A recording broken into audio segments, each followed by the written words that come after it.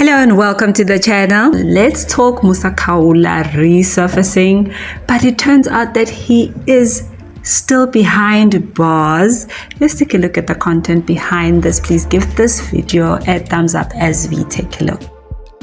Yabona lezi osixoxa nabangani bakho ezam indaba uzozizwa ngami kodwa ezam ziphuma kum.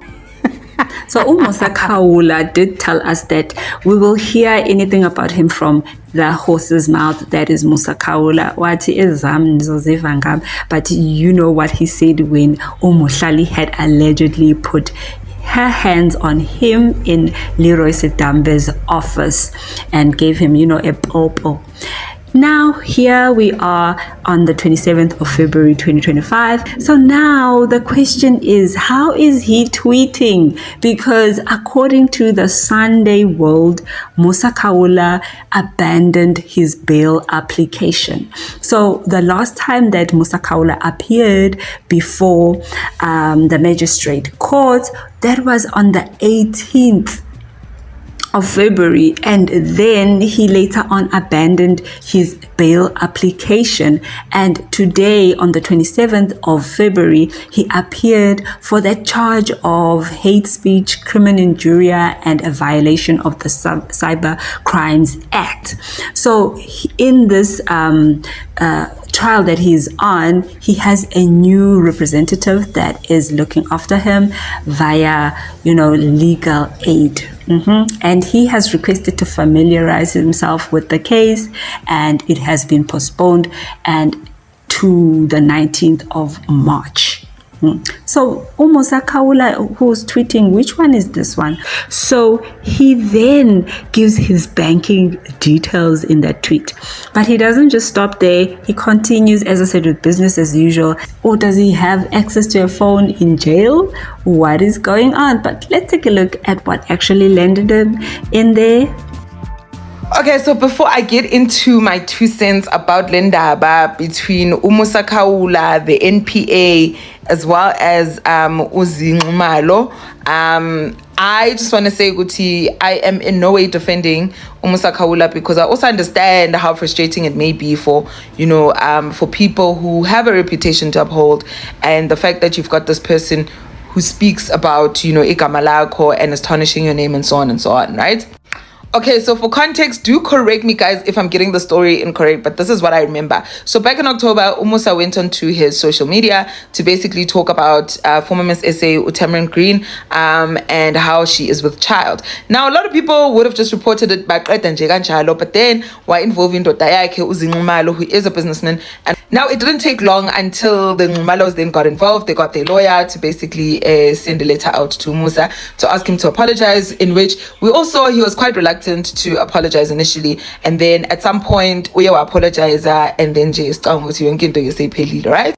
Well, wrong, because now NPA post and I think it was also the justice the moment I say justice system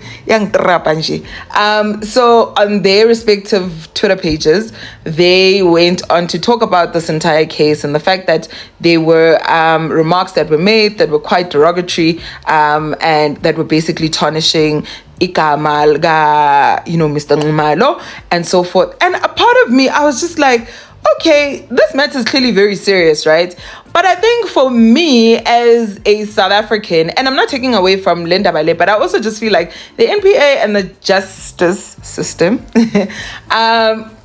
seems to pick and choose which matters they basically, share on their feeds, because when it comes to serious crimes like human and child trafficking, it's like their mom. They're not saying anything. Instead of them also helping NPOs that highlight, just the alarming rates of missing children and women, they are dead quiet. So I'm trying to understand, Wuti, how does a person end up getting their case to be profiled the way that this entire matter has been? Because as I said, Musa is not the most innocent person, but also a part of me is just like, whoever is trying to basically come at him is trying to make sure ukuthi sifundo sakhe uyasifunda, ne? And now there have also been allegations where people are saying that all of this is for show, but actually indaba yokuthi izi escalated with NPA was due to the accusation that he made about a current minister in parliament who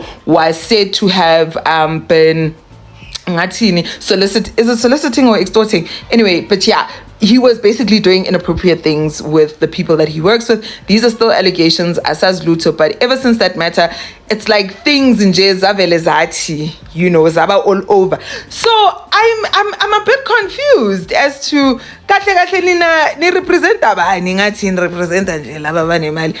and a part of me is just like, my priorities happy. Like legit, my priorities when happy. As much as Musa Khawula was out of the scene, nobody could actually fill his shoes. Of course, people have different personalities and none of them have matched Musa Khawula's energy. Musa Khawula still has another case, and that is the case of his attempted M case. So that one, he has to appear before the Fifile Magistrate Court, and that is scheduled for the 18th of March. So he has 2 cases currently running.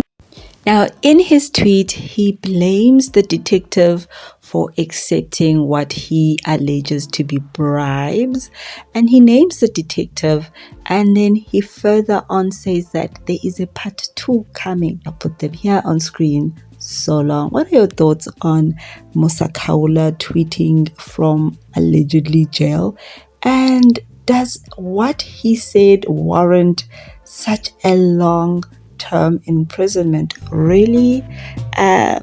Please let me know, what are your thoughts on this? Thank you so much for joining me, and I'll see you on the next video.